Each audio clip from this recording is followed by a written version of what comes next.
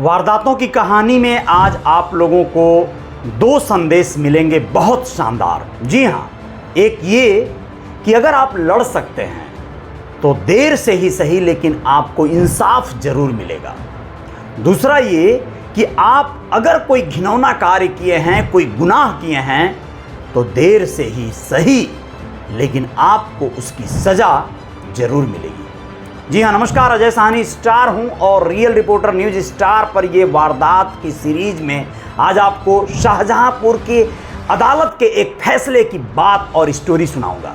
आप लोगों को हरदोई के एक गांव की रहने वाली एक महज 12 साल की रेप पीड़िता की दास्तान सुनाऊंगा, जिसमें किस तरह से महज 13 वर्ष की उम्र में उसने एक बच्चे को जन्म दिया।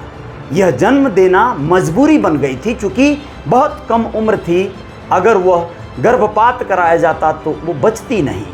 डॉक्टरों ने सलाह दिया कि इसे जन्म देना पड़ेगा। लेकिन क्या हुआ था उस पीड़िता के साथ? क्या ऐसी मजबूरी बन गई? कौन लोग थे वो हैवान, वो दरिंदे जिन लोगों ने उसके साथ इतनी बड़ी वारदात कर दी? जी हाँ, तो आप लोग बने रहिए रियल रिपोर्टर न्यूज़ स्टार पे। आप लोगों को बताते हैं कि किस तरह से नकी हसन, जो कि मोहम्मद जलाल नगर मोहल्ले का रहने वाला था शाहजहां नगर में, और उसका छोटा भाई गुड्डू, ये दोनों बारी बारी से 2 वर्षों तक डरा धमका कर उस छोटी सी कम उम्र की बच्ची के साथ रेप करते रहे। क्यों किया उन लोगों ने ऐसा? इन सारी बातों और वजहों के पीछे आप लोग जाइए और जानिए उस पीड़िता की कहानी। दोस्तों, हरदोई की रहने वाली वह युवती जब 12 साल की हुई तो उसकी बहन की शादी हो गई। 3 भाई बहनों में वो सबसे हिष्ट-पुष्ट थी। 12 साल की ही उम्र में वो बहुत बड़ी थी। उसका शरीर विकसित हो गया था, एक तरह से बहुत अच्छे सुंदर एक तरह का उसका कायाकल्प हुआ था। वो अपने पिता पर गई थी, ऐसा उसका कहना था। उसके पिता पुलिस में थे और उसके ताऊ आर्मी में थे। देखिए, ऐसे परिवार में पली बड़ी बच्ची के साथ इतनी बड़ी वारदात हो गई। दोस्तों, उसके बहन की शादी हुई शाहजहांपुर में। और आप लोगों को बताएं कि शाहजहांपुर में जब वो उसकी बहन की शादी हुई तो उसके जो जीजा थे वो वन विभाग में नौकरी करते थे और इस लड़की की ख्वाहिश थी कि वो अपने पिता की तरफ पुलिस डिपार्टमेंट में नौकरी करे। उसने सोचा कि क्यों ना मैं अपनी बहन के साथ शाहजहांपुर ही चली जाऊं, बहन के साथ रहूंगी, वहां अपनी पढ़ाई भी करूंगी और तैयारी भी करूंगी। ये उसके अरमान उसे प्रेरित करते हैं अपनी बहन के ससुराल जाने को, और वो अपने माता पिता को मना लेती है। बहन बहनोई भी उसकी रुचि देखते हुए ससुराल वालों को तैयार कर लेते हैं। वो अब शाहजहांपुर में चली गई, उसका एडमिशन करा दिया गया। घर से नज़दीक ही उसका विद्यालय था, वहाँ पर वो पढ़ाई करती थी और समय से वापस आती थी। इसी बीच उसके बहनोई तो नौकरी पेशा थे ही, उसकी बहन भी नौकरी करने लगी। अब क्या था, बहन शाम को 5 बजे के लगभग घर आती, लेकिन ये लड़की समय पहले ही आ जाती घर। इसी मौके का फ़ायदा उठाकर पड़ोस में ड्राइवरी करने वाला जो नकी हसन था, उसने एक दिन मौका देखकर बिल्कुल समय से वो दरवाजे पे जैसे ही अपने एंट्री की, और कुछ समय के लिए वो दरवाज़ा बंद करना भूल गई अपने घर का, और वो उसके घर में घुस गया। ये बात है सन 1993 की। जी हाँ, इस केस में 30 वर्ष बाद ये फैसला और ये न्याय मिला है उस पीड़िता को। और न्याय भी कैसे मिला? उसके बेटे ने, जो उस रेप से जन्म लिया था, उस बेटे ने उस अपनी माँ को न्याय दिलवाया है। इस पूरी कहानी को जानिए आप लोग हैरान हो जाएंगे कि क्या 30 वर्ष बाद भी न्याय मिल सकता है। हाँ जी, ये हुआ है इस कहानी में। अचानक नकी हसन को अपने घर में घुसा देखकर उस पीड़िता, उस बच्ची ने चिल्लाने की कोशिश की तो उसने जबरन उसका मुंह दबा लिया और उससे तमाम ऐसी अश्लील बातें करते हुए उसे रौंदने लगा। उसके साथ वो कार्य किया जो कभी भी बर्दाश्त नहीं है। एक बच्ची जो चीखी चिल्लाई लेकिन अंततः कुछ न कर पाई। उसे डरा धमका कर उसने कहा कि ये बात किसी को बताना मत, वरना अंजाम बुरा होगा। सहम गई होगी, कम उम्र थी, डर गई होगी, घबरा गई होगी, लेकिन ये क्रम अब टूटा नहीं बल्कि लगातार बनता चला गया। अब क्या था, 2 ही दिन बाद उसका भाई गुड्डू या तो वो जान गया इस बात को और उसने भी इस मौके का फायदा उठाया, या फिर नकी ने ही अपने भाई को भी प्रेरित करके इस कांड को करने के लिए भेज दिया। अब उसका भाई गुड्डू आया और उसने भी डरा धमका कर उसे कहा कि तुम्हारी शिकायत कर दूंगा अगर तुम मेरी बात नहीं मानी। अब उसने भी उसके साथ बलात्कार किया। ये बलात्कार का सिलसिला अब बदस्तूर चलने लगा और तब तक चलता रहा जब तक कि वो लड़की गर्भवती नहीं हो गई दोस्तों। जी हाँ, वो सन 94 में, सन 93 से शुरू हुआ ये कांड 2 वर्षों तक चलता रहा। उसे डरा धमकाकर उसके साथ बलात्कार होता रहा। वो अपने बहन बहनोई को भी इस बात से अवगत नहीं करा पाई। मामला तब खुला जब वो गर्भवती हो गई और उसका पेट बड़ा होने लगा। बहन ने तस्दीक किया, जांचा, फिर अस्पताल ले गई। अब क्या था, डॉक्टरों ने जो बताया उससे पैरों तले जमीन खसक गई। बहुत पूछताछ करने पे लड़की ने जब ये बात बताया कि किसने उसके साथ ये दुर्व्यवहार किया है, बहन बहनोई हिम्मत जुटाकर उन लोगों से पूछने गए तो वो लोग झगड़ा करने के लिए उतारू हो गए और गाली गलौज देकर उन्हें भगा दिया, चुप रहने के लिए धमकी दिया। बहन बहनोई दोनों सीधे साधे लोग थे, तो ये लोग अपना मुंह बंद करना बेहतर समझे। उस समय ये लड़ाई लड़ना वाजिब नहीं समझे, लेकिन डॉक्टरों ने ये मशविरा दिया कि अब इसे गर्भपात नहीं कराया जा सकता है, इसमें जान को खतरा है। अब क्या था, बहन ने हिम्मत जुटाकर उस बच्चे को जन्म देने के लिए अपनी बहन का साथ दिया।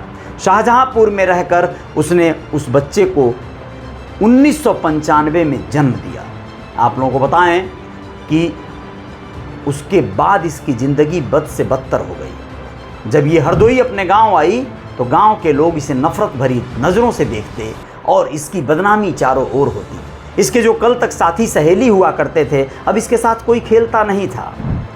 अब ये बिल्कुल अलोन, अकेली सी पड़ी, अपने किस्मत पर रोती और बस अपने भाग्य को कोसती। इसके अलावा कुछ भी इसके साथ नहीं था। अब वक्त आया सन 2000। जी हाँ, सन 2000 में लगभग यह 20 वर्षों की हो गई थी और इसकी शादी करा दी गई, निकाह पढ़वा दिया गया। शादी हुई गाजीपुर में। गाजीपुर में विवाह के कुछ वर्ष बीते। अभी अपनी ज़िंदगी को नई सिरे से शुरू तो कर दी, लेकिन वहाँ भी एक बच्चे को इसने जन्म दिया। इसे कहा गया था मायके के तरफ के लोगों से कि कभी भी अपनी अतीत को, कभी भी अपने पुराने दिनों को, कभी भी कुछ भी हो जाए ससुराल के सामने मत खोलना। उसने ऐसा ही किया भी, लेकिन कोई तो होता है ना, कभी उसके मायके के ही तरफ से कुछ लोगों के द्वारा उसके पति और ससुराल के लोगों को इस बात की जानकारी दी गई। उसके बीते हुए इतिहास के बारे में बताया गया। अब क्या था, अपने ससुराल में वह गैरों जैसी हो गई। उसके बच्चे को कोई भी अब प्यार नहीं करता था। उसे खाना दूर से दिया जाता था। उसका छुआ हुआ पानी या खाना ससुराल में कोई नहीं खाता था। पति साथ तो रहता था, लेकिन वो बहुत बदल गया था। उसे बहुत कहीं ना कहीं प्रताड़ित होना पड़ता था। उससे बात नहीं करता था, उसके साथ कोई संबंध, बातचीत, कहीं कुछ नहीं। धीरे धीरे ये अवहेलना वो बहुत दिनों तक नहीं झेल सकी और अंततः अपने बच्चे को लेकर वह लखनऊ चली आई।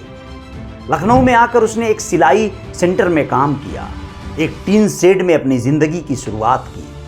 कुछ वर्ष बीते, कुछ वर्ष क्या, लगभग 14 वर्ष बीते। एक दिन एकाएक उसके उस टीन शेड में एक लड़का आया और उसने उस महिला से कहा कि मैं आपका बेटा हूं। तो क्या था, उसके सामने उसका अतीत घूम गया। उसने सारी कहानी बताई कि मैं जिन लोगों के साथ रहता था वह लोग मुझे प्यार नहीं करते थे। वो लोग मुझे नाजायज़ औलाद कह के बुलाने लगे थे, मुझे धिक्कारते थे, कोसते थे। जिनको मैं माता पिता समझता था वो लोग मुझे गैर बना दिए थे। मैंने पता किया, बड़ी मशक्क़त हुई पता करने में, तो पता चला कि आप मेरी माँ हैं, अम्मी हैं, और मैं अब आपके साथ ही रहूँगा। वो लड़का उस समय 14-15 साल का हो चुका था। इस महिला को जब ये एहसास हुआ कि ये उसका बड़ा बेटा है जो उस नाजायज़ उस किस्से कहानी का हिस्सा है, तो उसने उसे गले लगा लिया और अपने साथ रखने लगी। वो लड़का बड़ा हुआ 25 साल का, तो उसने फैसला किया कि वो अपनी माँ को न्याय दिलवाएगा। आप लोगों को बता दें, समय तो लगा, लेकिन सच में उसने अपनी माँ को न्याय दिलवाया। 4 सालों की लड़ाई लड़ी। 2021 में उसने केस दर्ज करवाया। अपने माँ के लिए आसानी से पुलिस वाले केस नहीं दर्ज कर रहे थे, लेकिन आप लोगों को बता दें कि वो कोर्ट गया, DNA टेस्ट करवाया बड़े मशक्कत से। लवी यादव जो कि न्यायाधीश हैं शाहजहांपुर के, 21 मई 2024 को उन्होंने ये फैसला सुनाया। बहुत ही ऐतिहासिक फैसला, जिसमें नकी हसन उर्फ ब्लेडी, वाह ब्लडी है या ब्लेडी आप लोग खुद समझ लीजिए, वो अपने आप को क्या तुर्रम बनता था। जिस समय उसने ये कांड किया था उसकी उम्र लगभग 24 साल थी, उसके भाई की उम्र लगभग 22 साल थी। अब वो लोग अधेड़ हो चुके हैं। 30 साल बाद न्याय मिला है दोस्तों। अब लोग सोचिए कितनी हैरत अंगेज कहानी है ये। उस बच्चे ने, जिनको रेप के द्वारा जन्म लिया था जिसने, उसने अपने माँ के गुनहगारों को सज़ा दिलवाया। उसने अपनी माँ को विश्वास में लिया कि आपने जिस गुनाह को नहीं किया उसकी सज़ा, उसकी घुटन आप क्यों बर्दाश्त कर रही हैं। तड़पना तो उन्हें चाहिए, घुटना तो उन्हें चाहिए, लेकिन वो लोग दूर दराज तक कहीं भी उनको कोई अफसोस नहीं है, और आप रोज़ तिल तिल मरती हैं। मैं आपके साथ हूँ। उस बेटे के सामने कोर्ट में विपक्षी पक्ष के जो वकील हुआ करते थे, वो बेअहयात सवाल पूछते थे इस महिला से, उसे जवाब देना पड़ता था। लेकिन अंततः 10-10 वर्ष का सज़ा हुआ है उन लोगों को, 30-30 हज़ार रुपये का जुर्माना हुआ है। ये बात अलग है कि वो लोग इस फैसले के खिलाफ हो सकता है ऊपरी अदालतों में पैरवी करें, लेकिन शायद अब ये फैसला न बदले। जय जयकार जारी रहेगी। इस कहानी को आप लोग सुने, कैसा लगा ज़रूर बताइएगा। इसलिए कहता हूँ कि न्याय की लड़ाई अगर जज्बा है, कोई लड़ सकता है तो इंसाफ मिलेगा, और अगर किसी ने गुनाह किया है तो देर लगेगी लेकिन उसे सज़ा भी मिलेगी। जय जयकार जारी रहेगी। बने रहिएगा रियल रिपोर्टर न्यूज़ स्टार पे। आएंगे और खबरों के साथ। जय हिंद, जय भारत, शुक्रिया।